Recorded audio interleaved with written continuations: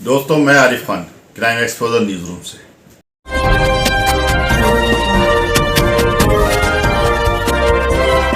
दोस्तों, कुछ दिन पहले रामपुर के मदरसों में फैले भ्रष्टाचार और अनियमितताओं की खबरें अखबारों तथा चैनलों पर चली थी। रामपुर के मशहूर मदरसा फुरकानिया के अकाउंटेंट मोहम्मद मियां ने वर्तमान सचिव मदरसे के शायरुल्लाह खां पर भ्रष्टाचार के आरोप लगाए थे। उन्होंने आरोप लगाए थे कि देश विदेश से चंदा इकट्ठा करके उसका गबन किया गया है और उसके साथ ही सचिव के बेटे, भतीजे और भांजे फुरकानिया मदरसे में अनियमितताओं के साथ नौकरी कर रहे हैं, जिन्हें सरकार प्रत्येक वर्ष लाखों रुपए का भुगतान कर रही है।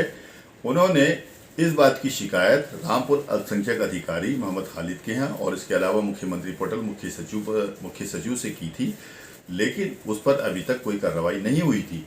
इस कार्रवाई की देरी में लेकर के उन्होंने सोचा कि शायद इस पर कोई कार्रवाई हो ना हो। फिर मीडिया का सहारा लिया था और मीडिया में वो कई लोगों के पास में गए थे।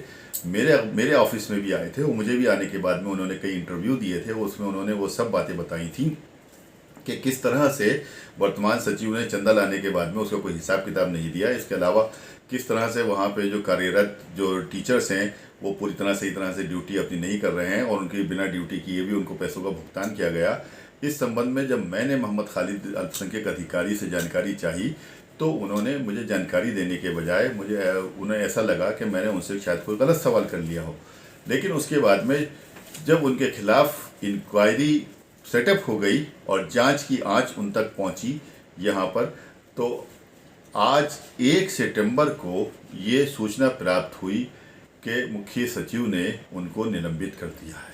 इसके अलावा अल्पसंख्यक अधिकारी पर यह भी आरोप लगे थे कि विभाग द्वारा दी जाने वाली छात्रवृत्ति की रकम पात्रों तक न पहुंचकर फर्जी खातों के माध्यम से हड़प ली गई। रामपुर में मदरसा फुरकानिया और टांडा के मदरसा रहमानिया में फैली अनियमितताओं को दबाने के लिए अल्पसंख्यक अधिकारी मदद करते रहे, ऐसे भी उन पर आरोप लगे थे।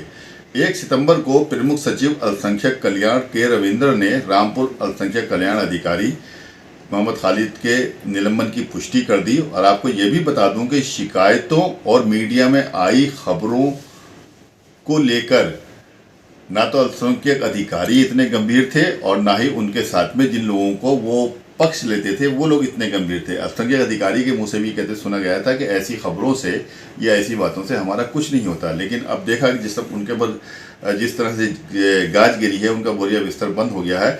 इसी तरह से वो लोग जो मदरसे में अनियमितताएं फैलाए हुए हैं, अनियमितताओं के चलते वहाँ पे काम हो रहे हैं, वो दिन दूर नहीं जब जल्द ही उन पर भी SIT जांच बैठेगी और दूध का दूध और पानी का पानी होगा।